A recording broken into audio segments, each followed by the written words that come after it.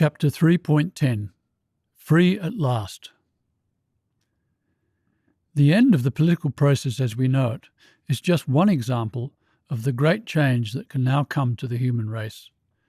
This is the ultimate future shock, massive paradigm shift for humans. But, as will be explained in some detail in Chapter 9, since this shift is an immensely positive change, the transformation will not only be easy, but fabulously exciting.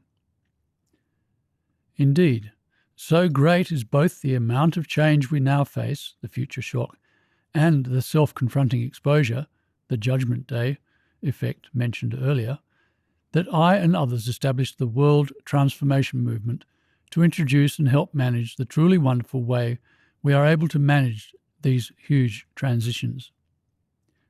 It is called the World Transformation Movement because the most fabulous effect of having understanding of the human condition is that all our psychologically upset, angry, egocentric, and alienated behaviour can now, immediately, be put aside and eventually completely disappear, thus bringing about the complete rehabilitation and transformation of the human race and thus of our planet.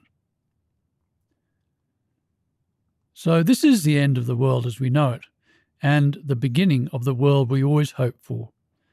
Indeed, while the socialist, temperance, age of Aquarius, peace, new age, feminist, green, politically correct, postmodernist, multicultural, anti-capitalist movements, and these are only the more recent of the litany of deluded false starts to an ideal world for humans that we have witnessed, have all severely discredited and inhibited the prospect of a truly human condition resolved, psychologically ameliorated, completely transformed new world for humans. One of the founders of the 1980s New Age movement, the author Marilyn Ferguson, did offer this accurate description of the now realised hope of its arrival. Maybe, the Jesuit priest, scientist and philosopher Teilhard de Chardin was right. Maybe we are moving towards an omega point, a final genuine unification or individuation of our split selves. Maybe we can finally resolve the planet's inner conflict between its neurotic self, which we've created and which is unreal, and its real self. Our original, all-sensitive and loving instinctive real self knows how to commune, how to create. From everything I've seen, people really urgently want the kind of new beginning that I'm talking about, where humans will live in cooperation instead of competition. Yes, from being selfish, aggressive and competitive, humans can now return to being selfless, loving and cooperative. Our round of departure has ended.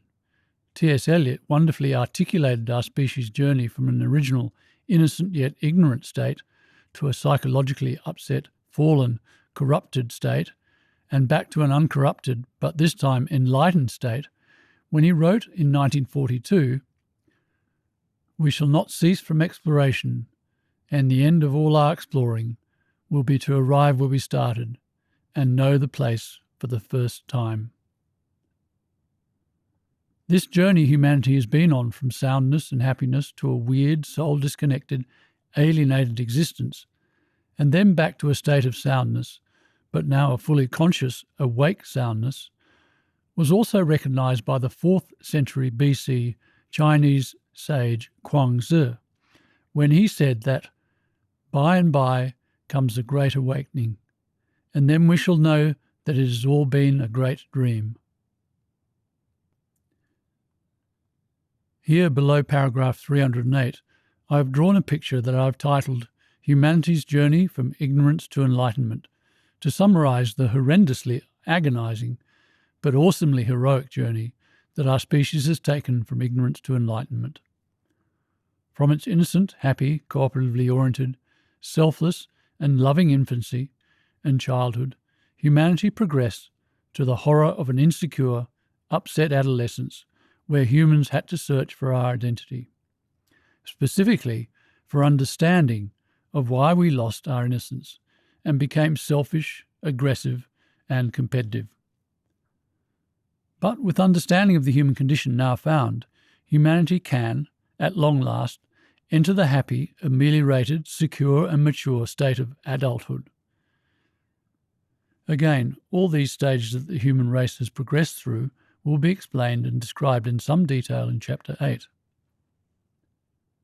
Martin Luther King Jr.'s dream has finally come true. We can now allow freedom to ring from every village and every hamlet, from every state and every city, because all of God's children, black men and white men, Jews and Gentiles, Protestants and Catholics, can join hands and sing, free at last, free at last. Thank God Almighty, we are free at last.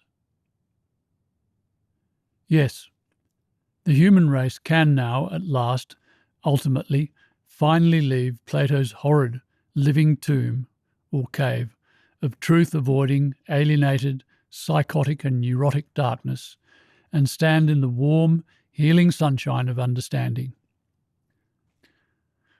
And to celebrate the completion of the first draft of this book that lets the sunshine in, I have made from golden seashells I found on a beach in Sydney this exciting picture appearing above paragraph 309 that depicts that all-fabulous, liberating and healing sun, which also represents a mandala of the arrival of harmony and happiness. This picture is especially worth seeing in colour in the online version at www.humancondition.com. Its caption reads, "Composed of golden cockle shells, white star limpets, and a large scallop shell from a Sydney beach, this collage was made by the author in 2013 to celebrate this time that the human race has dreamed of, and which has now arrived when we can finally leave Plato's dark cave of denial and let the sunshine in." To help fund the world-saving work of the World Transformation Movement, this artwork is for sale for US $5 million.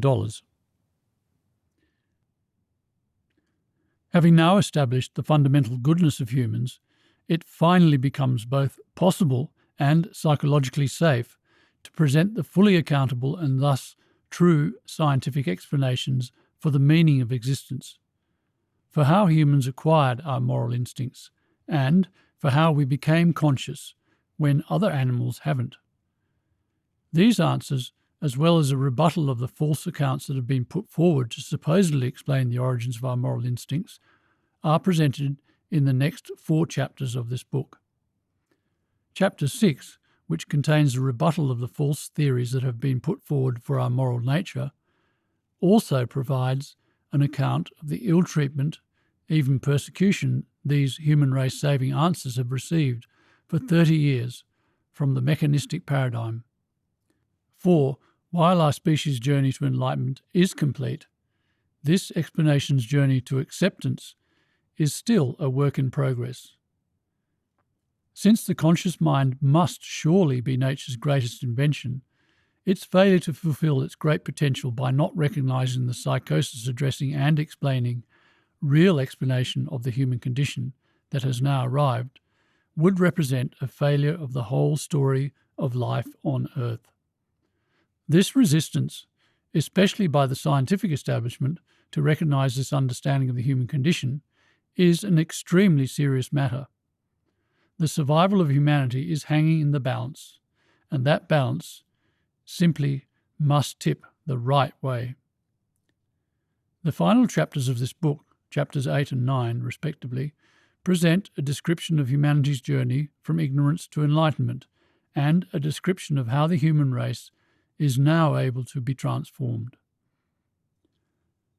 A more complete description of this fully accountable human race transforming true biological explanation of the human condition can be found in my freely available online book Freedom Expanded at www.humancondition.com/freedom-expanded.